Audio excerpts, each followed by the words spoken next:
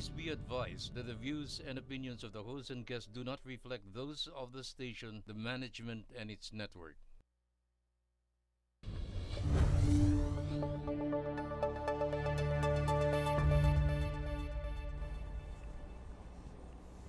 Magandang araw po sa inyong lahat, ating mga kapwa Pilipino at of course yung mga kaibigan natin sa mundo of every nationality.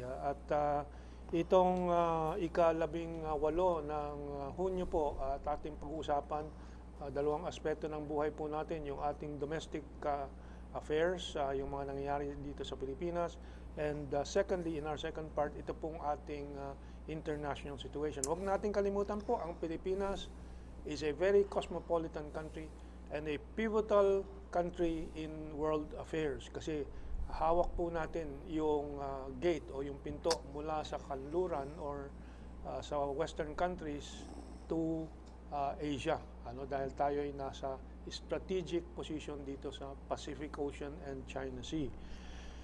Okay, dito sa ating domestic issues, itong mga nakarang araw, itong naging controversial at siguro may mga tanong kayo ay tungkol dito sa kinasuhan na naman daw o iimbestigahan daw ng International Criminal Court sa ang Pilipinas, si Presidente Duterte dahil sa human rights violations. May karapatan pa ba ang ICC samantalang umalis na po doon sa institusyon na yon ang Pilipinas tulad ng Russia, at China, they're not members of the ICC. And even the United States is not a member. So, ating international relations expert, si Maestra Ana Malindogoy, will share with us her knowledge on this. And VFA, third extension na po yung VFA, pinagbigyan po ni Presidente Duterte yung kahilingan. Isipin po ninyo, ang American President writing to the Philippine President requesting for an extension.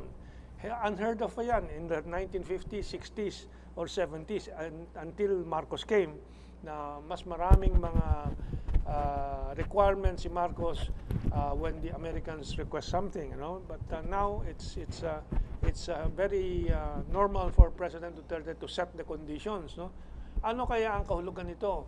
Extended na naman yan after this or there will be something different? Dito sa Pilipinas, eleksyon napaka-importante at parating ang 2022 elections and biglang nabuhay ang old name sa elections, Namfrel. Siguro more than half of our population is below 25 years old siguro and they don't know the history of Namfrel. Yes, we will present some aspects that you may not know. But of course, yung mga nakakatanda, siguro kailangan a refresher course on what Namfrel is. So let's start. Let's go to Madam Ana on the International Criminal Court and let's look at first the image from, before that pala, i-review pa natin yung ating mga columns kasi ang ating mga kasama dito, si Ana at si Maestro Ado, parehong nagsusulat po yan, ako rin po, sa Sovereign PH and sa Sayan Post si Madam Ana Malindogoy. So let's start with Kaado. July 13 yung article mo sa Sovereign PH, Weighing War Zones, Bicol Army Commander rejects NPA apology. Sabi ng spokesman ng Palasyo ba ito, reduces JOMA block to absurdity. Anong ibig sabihin po nitong yung artikulo? Yeah, basically I think yung kasukdulan ay narating na at least for 2021 against the CPP, NPA, and the F, basically because of their use of weapons that are prohibited under international law, international conventions, nung kanilang bombahin at the autopsy report says binaril pa yung... Although, as I mentioned in my commentaries, which autopsy report? Kasi may Mindoro ba yun? Masbate, autopsy report, tapos may komentaryo si Dr. Fortune na disagreeing with that autopsy. But anyway, the point is, napatay nila si Keith Absalon. Yeah. And para naman makarating pa sa ganyang kalayo na isang poster boy ng local government unit para hindi na makapagdroga mga bata at ma-recruit ng mga komunistang terorista, ay isama pa nila sa non-combatant fatalities nila. At this basically isolates Joe Masison as somebody who's really disconnected with hindi ko nga alam kung puwersa pa niya yan, if he can still claim na mga puwersas on the ground. Okay, let's move on to Ana Malindog-Uy's article sa ASEAN Post. This is of course an international source of information. Ana. Yun sa akin naman po, ang Philippine Independence Day amid the pandemic, it was published last Sunday po.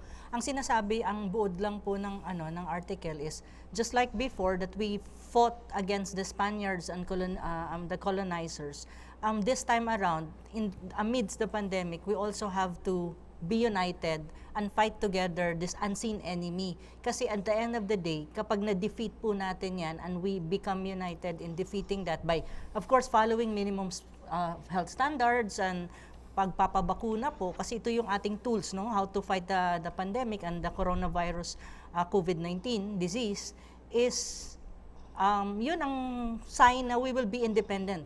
Okay. Independent from this kind of menace. Kasi menace ang tawag ko dyan eh. So, kung kayo'y nag-i-internet, i-google lang po ninyo ASEAN Post at hanapin po ninyo yung regular na mga artikulo ni Maestra Ana Malindog-Uy. And I write in several outlets. One is Sovereign PH, but this one came out in the Manila Standard. They're copying China. Ginagaya-gaya ng Biden at G7 ang China, yung Belt and Road Initiative. And sabi ko nga, you know you're winning when you're being copied. Kinokopya po ng Amerika yung Belt and Road Initiative ng China. And we will have more discussion on that in our second part on the international developments. Okay, let's move on to the first issue. ICC prosecutor seeks probe into Duterte's drug war, Davao killings, and so on. Ana, this is not new, of course. This is a 4 or 5 years old story na. And it's a recycled. Give us a recap of this whole comedy. Itong kasing ICC prosecutor, it's a recycled thing. And I think mga siguro 2 to 3 years ago pa to. So before, last year actually, nagkaroon din ng a little bit of hype sa issue na to dahil nga kay Bensouda. Sabi niya na Sino si Bensouda muna? Bensouda is one of the madam prosecutor ata siya ng ICC na ngayon ay hindi na kasi tapos na yung term niya. Pero ang lang niya is before pa siya umalis, the day na tapos na yung term niya, nag-submit pa siya at nag-udyok dun sa ICC na magkaroon daw ng preliminary investigation against Duterte on dun sa illegal drugs, but fight ng illegal drugs. Let us recall, of course, the one who filed the case is Sabio. Yes. No? Ano bang nangyari kay Sabio? Ang nangyari kasi dyan, ang unang nag-file ng kaso, of course, si Attorney Sabio, and even Attorney Sabio. Ano first name ni Sabio? Jude Sabio. Tapos si Attorney Sabio ay wala na nga eh. Namatay Bakit na. siya? Umatras siya. Hindi. Inatras siya yung kaso. Pero si Attorney Sabio is actually part of the group of Trillanes. Sila Trillanes. And Quijano. Pinsan siya ni Trillanes. Yun lang hindi ko alam. Pinsan pala siya. They're related, and then si Alejano, si Magdalo, yung representative before na hindi rin. Si Gary. Tapos, and also another party that submitted a communication to the ICC is yung mga Makabayan Bloc, represented by Nery Colmenares, Attorney Nery, which is the president of yung Makabayan Bloc nila. Siya yung chairperson ata nila. So they submitted communication to the ICC as against to the president. Kung titignan mo ang kulay po ng mga yan, obviously they're part of the reds and the yellow, and the political opposition. Ang tinutumbok nila is yung yung illegal fight against illegal drugs ng ating gobyerno. Yung mga marami daw extrajudicial may extrajudicial killing daw. Of course, daw. the fundamental question, just to review it, is it government policy? It is not. Very clear. I mean, definitely, there is no such thing as sanctioned killings on the part of the government. There's no such thing as extrajudicial. Kasi, hindi naman yan sanction ng gobyerno.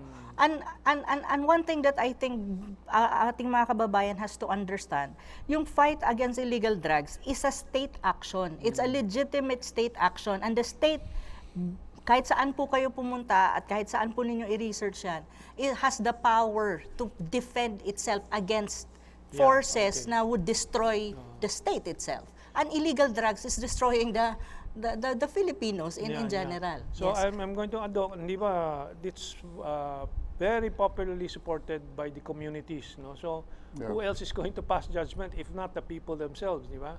Correct. Anong- Tsaka, very strong ang statement ni Harry Roque dito, especially on the aspect of complementarity. Yes. Dahil hindi naman po tayo failed state. Yes. Umaandar ang ating justice system. And in fact, even Guillermo Eleazar is in the process of turning over to the Department of Justice yung records ng mga policemen that were involved in whatever killing. And meron na rin mga nasentensyahan ang korte. So, the wheels of justice are working in this regard. Ditong kay Fatuos Versuda is really, for me, just balancing her image kasi lahat ng kasong hinawakan niya basically deals with Africa. Yes. And it seems that again, back to the West, there is an action of the West in incriminating people of color in things like crimes against humanity. Okay. Well, itong ICC, tinatakwil ng maraming bansa sa Africa kasi sinasabi nila, tinatarget lang sila. At yung mga leaders ng Africa na ayaw sumunod sa Estados Unidos o Amerika. So, simple lang po yan. Tulad ng maraming human rights issues na inaatupag ng United Nations and so on, it's just an instrument of the Western imperialism or neocolonialism. So, let's move on. So, that's ICC. Santabi natin yan. That's just propaganda against... Merong column, Mentong, lumabas ngayon at yung part 2 lalabas sa Sunday sa Sovereign PH na sinulat ni Arnendo Valera regarding the ICC issues. Anong pamagat, do you recall? Extra Hindi na mo, territorial something? fighting against intervention from foreign influences, something like that. Since na-mention niya yung foreign influences and intervention, one thing that ang mga kababayan natin has to remember that we are not anymore part of the ICC. We withdraw, no? Nag-withdraw na tayo dyan ng 17 March 2018. So, ang effectivity niyan, 17 March 2019. So, we're not part of the ICC anymore. So, if ICC, with, of course, the backing of the Western powers, will insist, that's already a violation of our sovereignty. No? Yun yung importanteng maintindihan din ng ating mga kababayan. Let's move on to the next issue. We have 2 more issues. VFA extended for the 3rd time. Yes. Based on a request that was reported by the media on June 1st na nag-request si Biden. No? Biden writes to Duterte, hopes for VFA extension. And 2 weeks later, which was reported on the 15th, I think, 14th, no? Duterte acceded and again extends the VFA for another 6 months. Anong kahulugan po nito? For me, extension without a permanent go signal na itutuloy means this will not be extended forever. So, mapuputol yan, I think, more in the second term of a Duterte presidency. Second term, not necessarily si Duterte mismo. I don't even see it that way na mag-aabot pa yan ng susunod na election or the other administration. Kasi I think Duterte right now, I mean, Rodrigo Duterte, no, just to be specific, is just waiting for the right timing.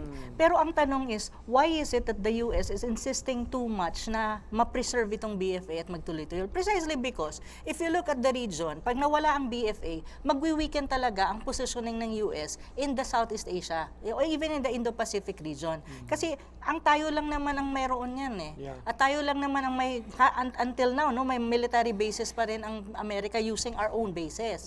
So kapag nawala yung BFA, and America is very afraid kasi we-weaken yung positioning nila, magkukolapse ang tinatawag mong Indo-Pacific strategy nila. So that's definite. Let me go to Ado. Ado, do you think Biden is requesting for extension? Medyo nagpapakumbaba siya because he's requesting, is it in the hopes that in the next election, yung bata nila ang manalo at maging permanente ulit ang BFA? Well, there is a balancing act being done here by both Biden and Duterte. Duterte is preventing himself from becoming a lame duck. Si Biden naman is trying to gain as much ground How does it prevent him? para makalamang siya. How does it prevent him from becoming a lame duck with this extension? Di ba?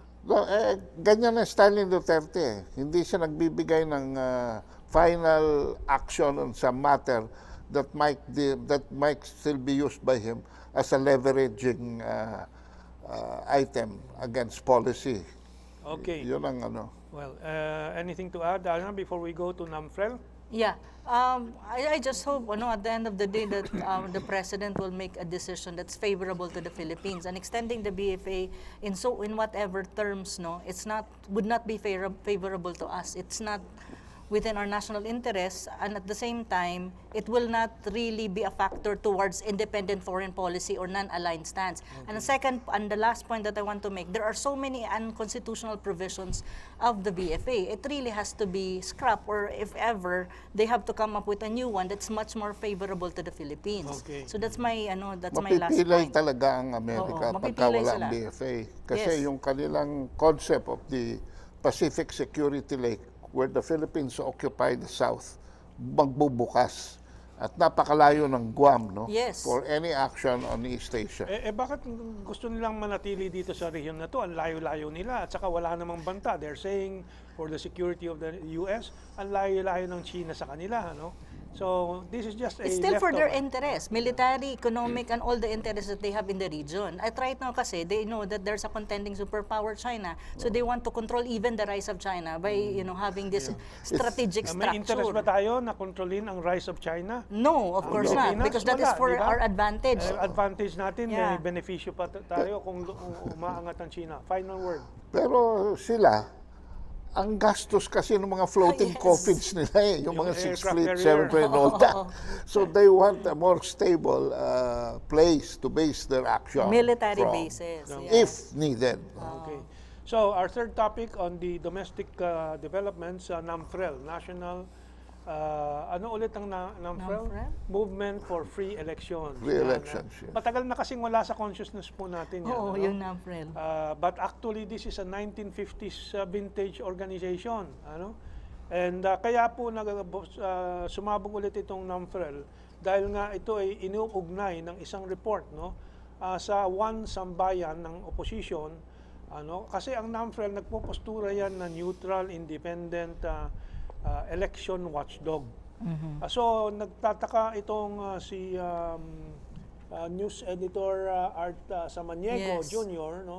Nag-publish siya ng article na one big vulnerability in 1Sambayan app. At ito po yung koneksyon ng Namfrel doon sa app na yon. Parang, At saka yung COMELEC. yung COMELEC at saka yung COMELEC. Anyway, the reported vulnerable API, anong ibig sabihin? That's an internet term, I'm not familiar. That's a techie term. Uses the URL ng 1Sama and 1Sambayan .org, with an IP address of, anyway, yung mga technical na yan. technical In other yan. words, na-link ang Namfrel sa isang opposition group. So how can they be an independent election watchdog? We did some research. Of course, I'm 70 years old. I have a very extensive background already about Namfrel, 1986 and before. But I think we should credit for Ian Ian Macabenta Macabenta of the Manila Times for reviewing the Namfrel history. And sabi po niya dito sa pamagat, the CIA and Namfrel, and it's on your image, this was published in May 11, 2019. Yun, dun sa kanan, the CIA and Namfrel.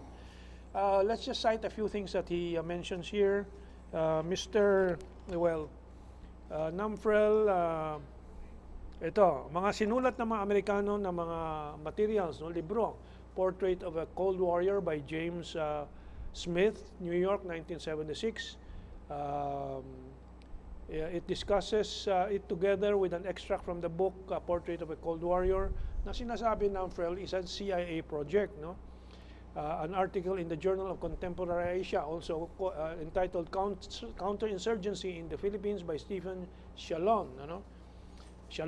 And then Roland Simbulan's article, The CIA in Manila, Covert Operations and CIA's Hidden History in the Philippines. In other words, to make a very long story short, simula po nitong Namfrel ay labanan ni Quirino versus Garcia. Magsaysay. Magsaysay.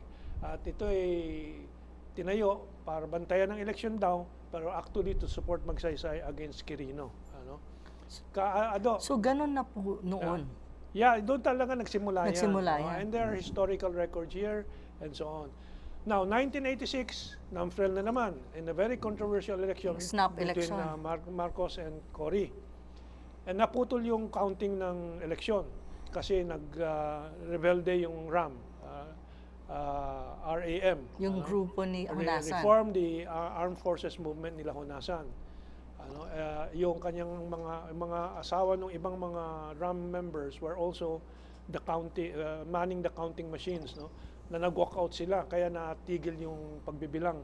And so nag-anunsyo na nanalo si Cory when many other sources say no. Nanalo si Marcos. Si Marcos ang nanalo. No? So yung role ng Namfrel doon, however, was confirmed after the election, after the revolution, in-appoint ni Cory Aquino ang tatlong Namfrel members, no? Si Joe Concepcion to the Secretary of Trade, as Secretary of Trade, si Joe Feria as sa Supreme Court, and then si Vicente Ting Jaime as Finance Secretary. So, na-reward sila. We have 3 minutes. Any comment, Ado and Ana? Meron ding article na lumabas sa Manila Bulletin written by Eleazar Abador questioning the joint activities of 1Sambayan, Namfrel, and an NGO called Vote for Us. Yes. Kasi doon sa survey na ginawa ng 1Sambayan, ginamit nila yung app, yung API, ng Vote for Us na Namfrel lang may-ari nung makina at saka nung computer, basically, at saka nung software. No? Kaya tinatanong, maraming question si Eleazar Abadon sa anong ito. Okay. Because they were sharing data. We have 1 minute left. So, And 1Sambayan is supposed to be a political organization. okay. Ang sabi sa akin ng aking techie na husband is API is Application Programming Interface. Okay? Usually provided siya ng mga software para pwedeng makagawa ng sarili mong customization or extension. It also allows two applications to talk together. So ibig sabihin, ang kine-question ni Samaniego is bakit yung Sambayan, 1Sambayan at Comelec is connected doon sa Namfrel. At the same, ang Namfrel at saka Comelec connected sa 1Sambayan na nasa gitna nila yung NGO na Vote for Us. Yun. So, Yun yung ibig sabihin, Pati Comelec kasama sa sharing. may something doon. Kaya lang, ang problema lang nila, they were able to, I think, navigate within the yung internet at saka yung techie part. But still, kapag techie ka rin, you will see the connection of these entities na connected sila. Okay. Yun ngayon nagpalabas nga ang ng Namfrel na hindi daw yun kasalanan daw yun ng naggumagawa ng app. Hindi daw nun nila kasalanan. Two of the 5 questions. Why is sama ako, which is 1Sambayan basically, using a machine that has a host name, Namfrel test vmterabyte.com. Ayan. Pangalawang question, if Namfrel owns this machine, why is Namfrel a supposedly non-partisan entity hosting 1Sambayan API on its server? So, yun doon na lang sa dalawang question na yan, dahil mahaba pa yung iba. So, yan ang mga tanong. Yeah. Well, alam naman ninyo yung posisyon ko. I don't believe in elections. All elections are manipulated, or the public is manipulated by disinformation and money. Successful societies like China and Vietnam have shown you can have better governance without election. In one election lang natin, maybe ang gastos 5 billion, 10 billion pesos. Ilang housing na yon para sa mga walang tahanan. At saka, one last before we take the break, hindi lang yung Namfrel ang questionable dyan, ang Comelec. Kasi there are Comelec regional offices na sinishare nila yung Vote for Us na nasi-share din yun sa 1Sambayan. Okay, we have no more time. We'll move on to the international developments after this break.